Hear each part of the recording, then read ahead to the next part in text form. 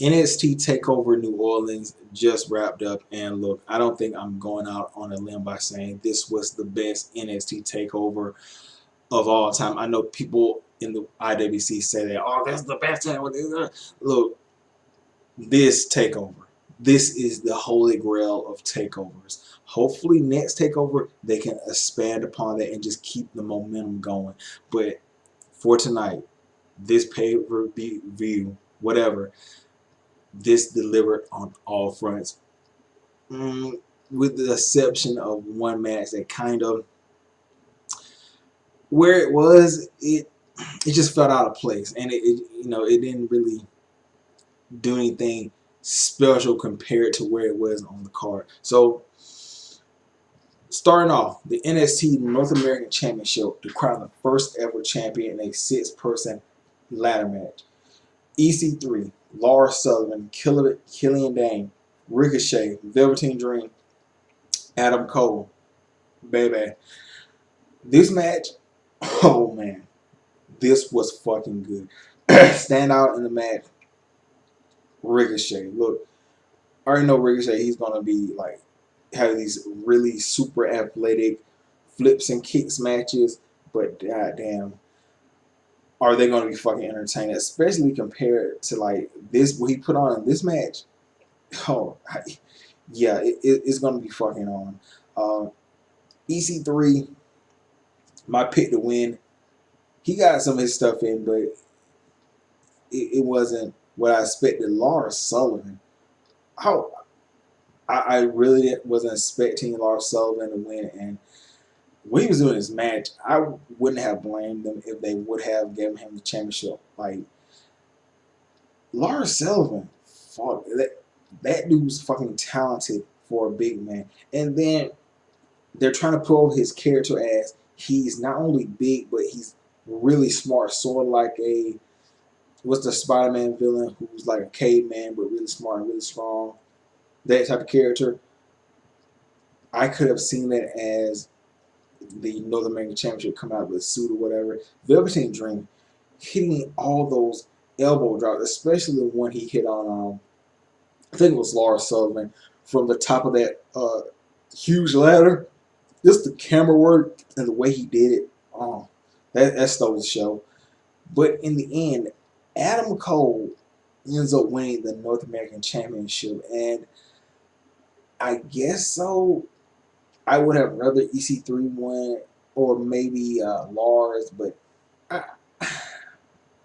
Adam Cole needed it, I guess, because he's like lost pretty much every match he's been in except for like maybe one since his NXT debut. So uh, it's not bad. Adam Cole as a champion and a heel, he can do pretty good work. So they're gonna give him the ball to see where he goes with it. They probably sent Ricochet at it first, or maybe Killian Dane. But Adam Cole, I'm not upset about Adam Cole winning the first ever North American Championship. Would I rather for it be EC3 because EC3 is fucking entertaining and he knows he's a better heel and entertainer than Adam Cole. Just my opinion because he has more quills. He's a little more better on the mic, but that's just my personal bias. The match was very good. It was really good. Then you had the women's championship. Amber Moon defended against Shayna Baszler. This was the Ant Man because it wasn't really anything more special than what we saw at the last takeover. You know, you got some stuff on Shayna Baszler where she popped her arm in, but in the end, Shayna Baszler, she choked out Amber Moon. Amber Moon this time couldn't uh, find a way to get out of it or pin Shayna. So you either tap out or pass out. Amber Moon passes out, and Shayna Baszler is the new NXT champion, which I'm excited for because Shayna Baszler, she has entertainment value. She can cut promos.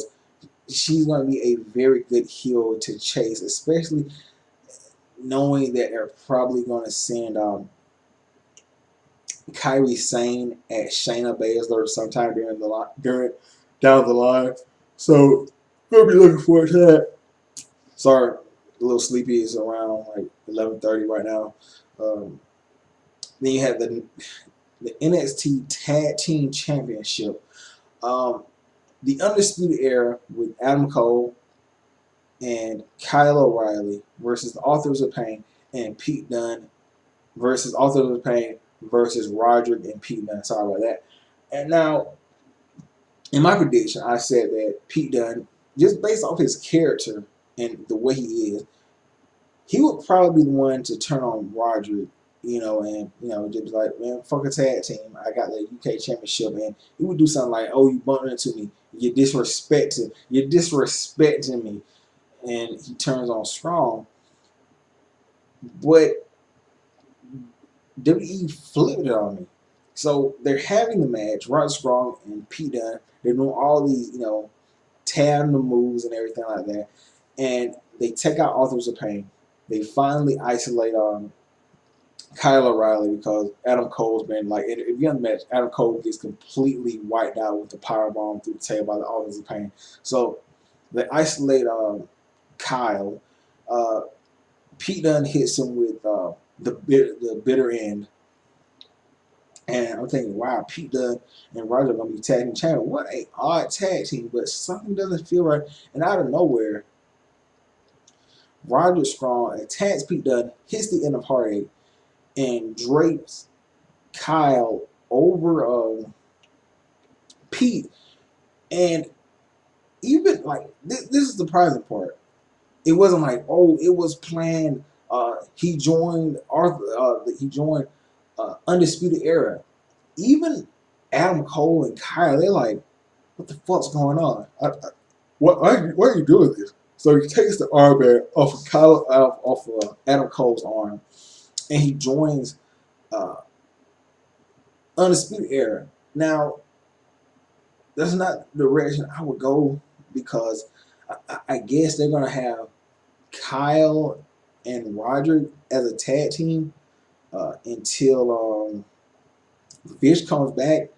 But then again, they could still like have Adam Cole work double duty or like having interchange partners until Bobby Fish comes back, because obviously it's just obvious that Pete Dunne and Roger are going to have a match for the UK Championship at the next Takeover.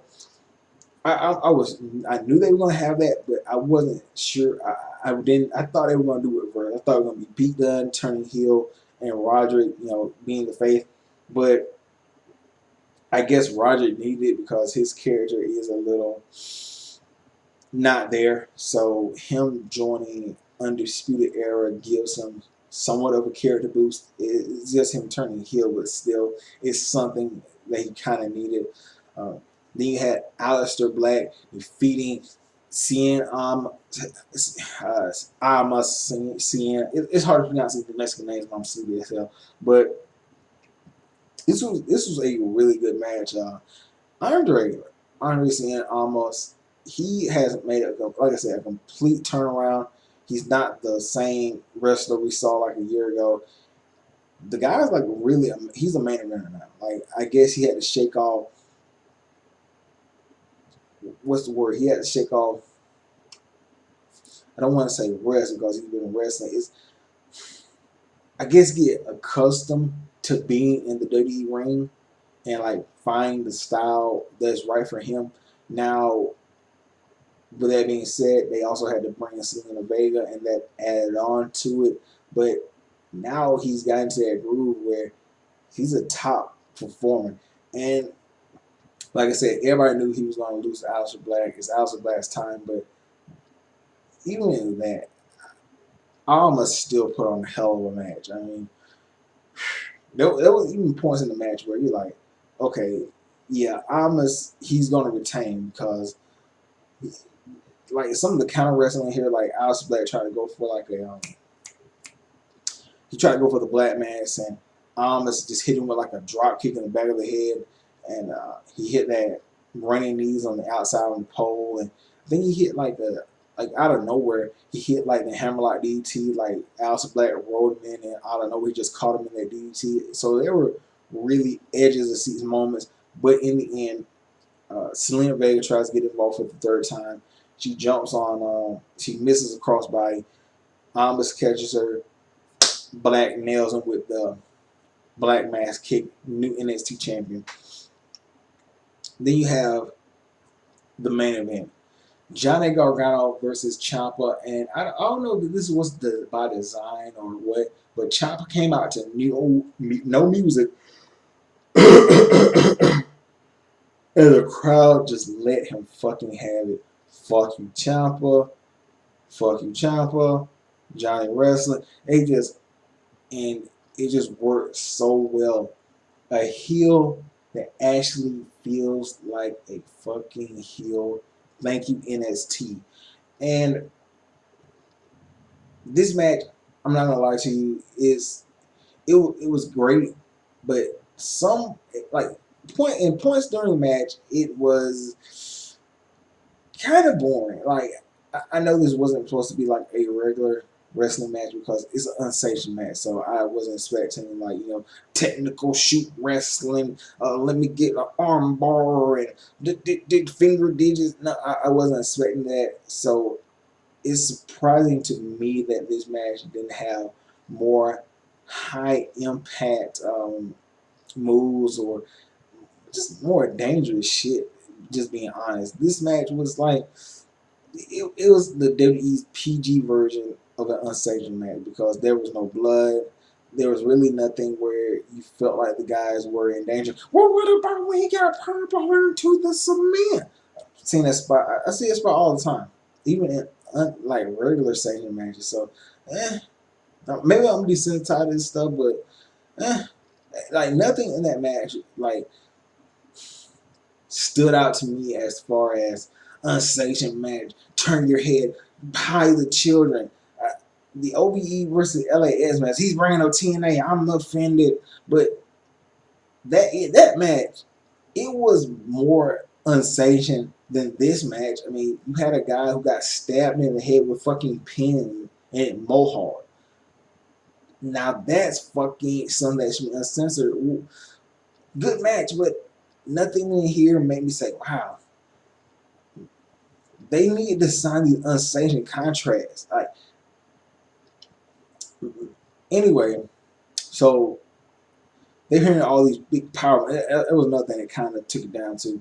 Like, Ciampa hit like Project Ciampa, kick out. He hit like a low blow, crush shot, avalanche, Project Ciampa, and Ciampa just not Ciampa, but Gargano just keeps kicking out. I was like, wow, there's actually a chance that Gargano is gonna win this match, and like they're gonna give Ciampa his first singles loss in like over a year on his comeback. Wow, they wouldn't do that, would they? Like, are they gonna keep Gargano in NXT? And Gargano takes off his knee brace, tries to go for another running knee to the back of Gargano's head. Gargano hits his knee with Ciampa's brace, and then he takes the other crutch, breaks it down, and like he goes to, like stab Ciampa, and Ciampa's looking at him like, man, I'm sorry, bro. Like just that real sympathetic. Like, I'm at my wits end, bro. I'm sorry, and Gargano just like he's at his cross, like, do I do this? Do I not do this? He sits down, tries to offer a hand to Ciampa. Ciampa tries to hit him in the face with the brace. Gargano ducks it, puts him in the STF with the ring with the knee brace, and Gargano gets his job back. And you're thinking to yourself, wow, I did not expect that. I really did not. I thought, Ciampa's going to win, Gargano's going to go to the main roster. But they actually pulled the trigger on that move. So my question is, Gargano's back in NXT. Almost doesn't have the title anymore, and he's probably going to be gone. Where do you send Gargano? Do you have another match with Ciampa again? Or do you send him against Adam Cole? Do you send him against, obviously, just wrestling one-on-one, they're not going to send him against Aleister Black. So what I would think is they're probably going to send him against Adam Cole, baby, and have Gargano versus Adam Cole, which That's gonna be a great match. Like if they do that, this gonna be great. But here's the problem: if they do that, Adam Cole would be like it would be his first title defense, maybe depending on how many they have on television. So he would need to win that in order for the title to have any prestige. But then again, if you have Gargano lose, that means he loses. Like that just like puts a shithole in his momentum after regaining his job. So what's there for Gargano to do in NXT that involves a title? Like you, you can't send that Black because you have to turn either Black heel or Gargano heel, and you definitely don't want to do that. So, and you don't have Gargano in like a meaningless, titleless feud because that's gonna get old, and you don't want to do Ciampa versus Gargano again because you just had the biggest blow off match. You just had an unsanctioned match. So why the fuck would you have just another match on a takeover? So great show. It was just some things got me thinking like, really? Okay. So I'm gonna get out of here. I'll catch you guys later. Tell me your thoughts on NXT Takeover. Did you like it? Did you love it? Did you hate it? We're getting indifferent to it. So we got here. I'll catch you guys later. Peace out.